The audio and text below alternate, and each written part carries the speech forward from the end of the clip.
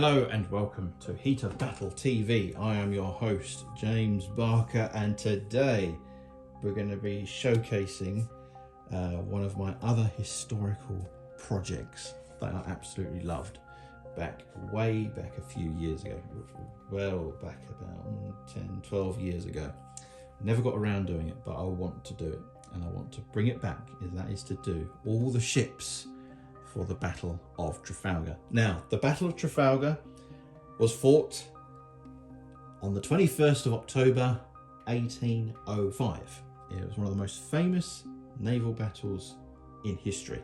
Just to keep it clear and dogmatic, it was a key crushing victory for the British at the Battle of Trafalgar. And the impact and the implications of that battle lasted for well over 100 years. The Royal Navy, after that famous battle, had naval superiority. So we won't be just doing battle reports on land. We'll be doing battle reports in the vast oceans of the Atlantic and Pacific, depending on which time period that we do. But this here is the year of the Toll Ship. The Battle of Trafalgar, the Age of Sail, is here on Heated Battle TV. So the video that I'm going to show you is about Nelson's fleet. So as you probably well know, at the Battle of Trafalgar, one of the fleets was led by Horatio Nelson, who is the admiral and the British naval commander of the Battle of Trafalgar, and second in command, Vice Admiral Collingwood, and he was his ship was the Royal Sovereign, and of course Nelson's ship was HMS Victory, and it's still there today at Portsmouth. I've been there a few years ago. The visit to that place to see it with my own eyes was incredible. I highly recommend that you go and see HMS Victory. But before we go into more detail of the ships, remember, if you like this content and you want to support the channel, it's so easy. I know it's the YouTube tradition that I have to do this, but please hit the like button, subscribe, hit the bell icon so you'll be notified of when the next video will be up, and leave a comment below. And the theme of the comment section will be, which is your favourite ship at the Battle of Trafalgar? So, and also, if you want to check out Warlord Games are very kind to sponsor our channel. If you want to purchase any items from Warlord Games, do check out the link below. If you click the link, it's at no extra cost to you. It helps support the channel as well. So whenever you purchase items from the Warlord Games website. So do check them out, warlordgames.co.uk or .com. Do check them out for your extra way of supporting the channel. And also, if you want to support the channel further financially, please head over to patreon.com/Heat of Battle TV, where everything that we do is historical battle reports. So that's the way to support the channel. Let's get stuck into the ships themselves in closer detail and a little bit of history behind these amazing naval vessels. So like I said, this is Nelson's fleet. And the one ship I actually did paint. Now I did paint HMS Victory, but I gave it to my uncle. It was a present for him. It was a surprise present. And we got in the HMS Victory, and he was ecstatic. I remember the expression of his face looking at the time and effort that I spent painting HMS Victory, and he was really pleased. But the good news is I got the replacement back, so I will be doing HMS Victory here today. So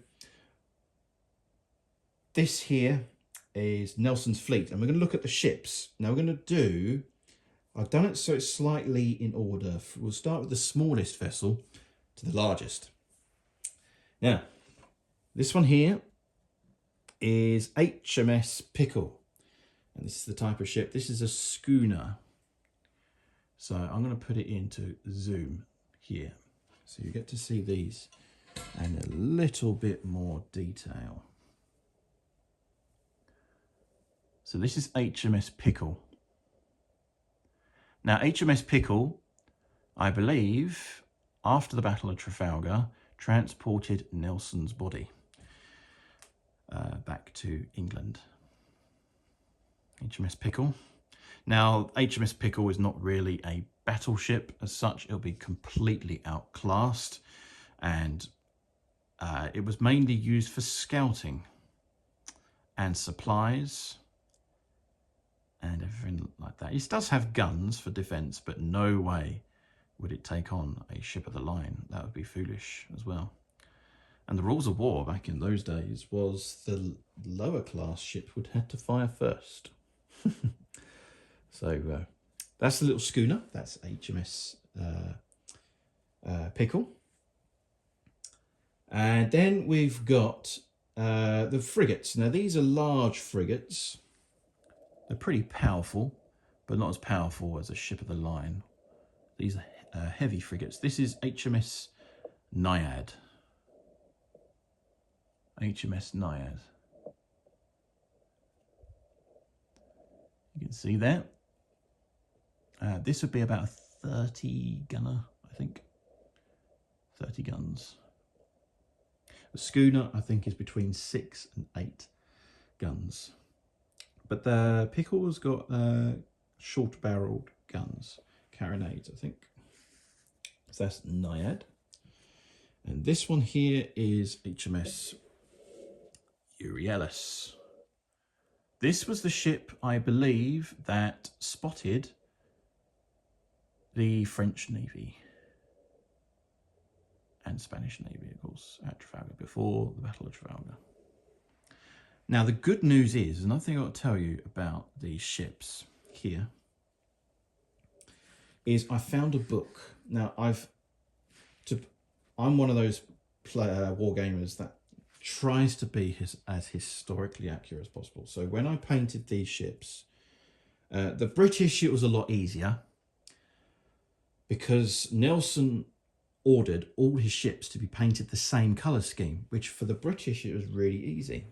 So when it comes to colour schemes for historical accuracy. However, for the French and Spanish, it was a little bit different. All the ships weren't unified in colour.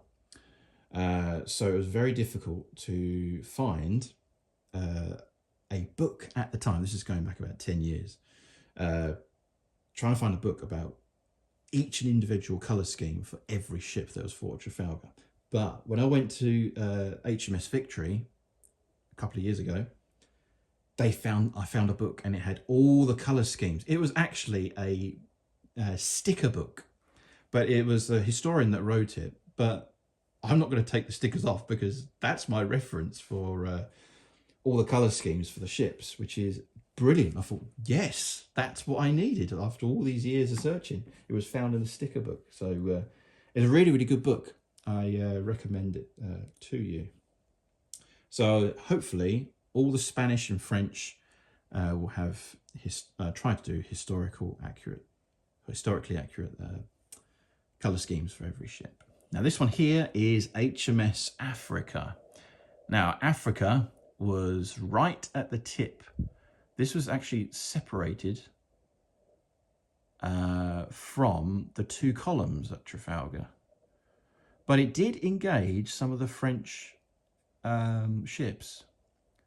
And would you believe it took on the Santisima Trinidad, which is the largest warship that was ever built in the world at the time, which is 136 guns. This is a 64 third-rate small ship of the line. So this kind of ship of the line could take on a battleship. So it's got good guns, good firepower. So that's HMS Africa. And then we've got Nelson's favourite ship, would you believe? This is the Agamemnon, HMS Agamemnon. Now, Agamemnon was the very first ship that I painted for this collection. So it's not too bad for the first paint job. These are such good fun to paint. The rigging can be a bit of a nightmare. It was actually my brother Luke that did all the rigging, but I'm going to push myself and I'm going to do the rigging. I think I'm more experienced now in model making for the last 10 years. So that there's HMS Agamemnon. That's a 64 gun third rate ship of the line. And then we've got the standard ships of the line. Now, standard ones would be between 74 and 80 guns, mostly 74, and they're what's known as third-rate large ship of the lines. So we have here, this is HMS Orion. This is a 74 gun. Now, just to let you know also that all the hulls of the ships are historically accurate. Now, these miniatures, the company, these are made by Langton Miniatures. Rod Langton, he is a naval geek. It's as simple as that. He knows everything about the Royal Navy and Age of Sail in general. He is the expert that he told me which ships to get for historical accuracy. So some of the ships' gun ports are closed, but I prefer to be historically accurate with the hull and what it looked like. So you'll see that a bit later on. But all the ships' hulls are historically accurate. Some of them are a bit different in design. Now this one here is HMS Conqueror. This is another 74 gun. It's a good ship. Yeah. And the colour scheme for the fleet is white flag. So I think there was 3 colours. There was the white flag, which under Nelson. Collingwood's was dark blue, which we'll find out in the next video. And we've got a red colour scheme, which I don't know who the admiral was, but there was another colour scheme there. This one here is HMS Leviathan. There's another 74 gun, third rate ship of the line. So ship of the lines were your main battleships at the time. Now, crew complement was in the hundreds. And if you look at Wikipedia, it's got a very interesting article of, in this section, of how many crewmen were present at Trafalgar. It's amazing info there. And this is HMS Ajax. This is the second ship I painted. The reason why I remembered this, because we were doing it in alphabetical order. So, yeah. HMS Ajax. It's another 74 gun ship of the line. And then over here, this one is a 98 gunner. This is a second rate ship of the line, a bit more powerful. And the gun ports are open. And this is HMS Neptune. It's a bit bigger. There. Absolutely love these models. Just even to this day, I'll tell you in the next video of how I got into doing this here. The scale is 1/1200 scale, so these are tiny in detail, but the detail for its age is incredible. Absolutely amazing. And this one here is the 100 gunner HMS Britannia. 100 guns, and now the gun ports are closed for this one. Now, Rod Langton gave us the option at the time to say, would you like all the gun ports open, or did you want all the some of the gun ports closed, but the hulls would be historically accurate? So I went for the historically accurate option, of course, knowing our reputation on the channel.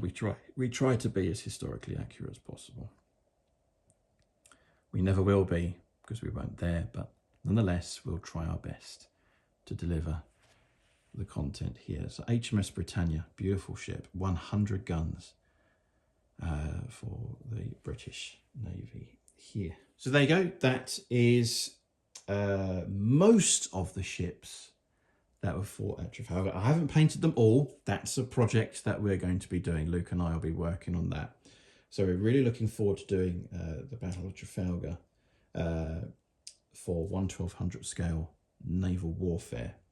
And we're going to be doing all sorts of other details as well. We've got details for boats.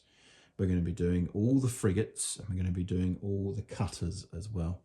And schooners and everything like that, all the tiny details will be featured in that as well. All the bases will try and keep unified as well. So there you go. So that's, I think it's pretty much most of Nelson's fleet, but there's still a few ships I've got to construct and paint for Nelson's fleet. So there you go. That's the first part of the showcase of 1/1200 scale ships that we have here today. These rules we'll be using, there's two sets of rules I like to play. Mainly I use Warhammer Trafalgar. It's an excellent rule set for a lot simpler naval warfare gaming. Warhammer Trafalgar, that was back at the day, back in 2008, and that's when I seriously got into it. So that was the year I got into Warhammer Trafalgar. And also Langton Miniatures has also published his own rule set. However, it is the most complicated rule set I've ever played. But when you get used to it, give it a chance. If you really want to get into it, give it a chance. It is super detailed and it is really good fun. I remember playing the game and it was superb. And of course, it was really historically accurate because obviously he knew pretty much everything about naval warfare. So if you want an in-depth rule set, check out Langton Miniatures rule set. Do recommend that rule set to you as well for an even more deeper dig into wargaming detail. So there you go. So that's the conclusion of this video. Thank you for watching, and do remember, please hit that like button, do all the YouTube things, like, subscribe, share, hit the bell icon so you'll be notified when the next video will be up, and also leave a comment below which is your favorite ship out of the whole Nelson's Navy so far. Do check out Patreon for those who wish to contribute to the channel further, and it helps support our content and to make projects become a reality as well. Remember the Warlord Games affiliate link for purchases of your wargaming items. It's absolutely free and it doesn't cost you anything. It's just an affiliate link to support the channel if you desire to do that. So there you go. I'm going to check out part 2 now. There may be in the next video that's coming up right up next. So there you go. Thank you very much for watching, and as always, happy wargaming.